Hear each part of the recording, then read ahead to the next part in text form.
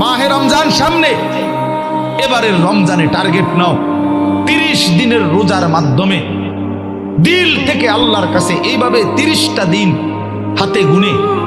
তুমি আল্লাহর সাথে ওয়াদাবদ্ধ হও যে আল্লাহ 30 দিন আমি রোজা রাখবো। এবং যৌন চাহিদা, লজ্জাস্থানের চাহিদা, অশ্লীলতা, বেহায়াপনা, নর্তকী, নাচ গান, উলঙ্গ ছবি দেখা, নারীকে নিয়ে চিন্তা ভাবনা, মেয়েকে নিয়ে অশ্লীল চিন্তা ভাবনা, অবৈধ কোনো প্রেম সম্পর্ক, হারাম কোনো রিলেশন, এই সব ত্যাগ করে বন্ধু 30টা দিন মনোযোগ দিয়া রোজা রাখো, তারাবি পড়ো, ইফতার করো, সাহারি করো, তাসবিহ পড়ো, তেলাওয়াত করো, কোনো আলেমে দ্বীনের সাথে উঠা বসা করো, ইমাম সাহেবের সাথে সম্পর্ক করো। ইনশাআল্লাহ দেখবা আল্লাহ চাহে তো 30 দিনের মাথায় আল্লাহ বলেন লাআল্লাকুম তাত্তাকুন, আমি আল্লাহ ওয়াদা দিলাম মোমেন তোকে মুত্তাকি বানিয়ে দেব।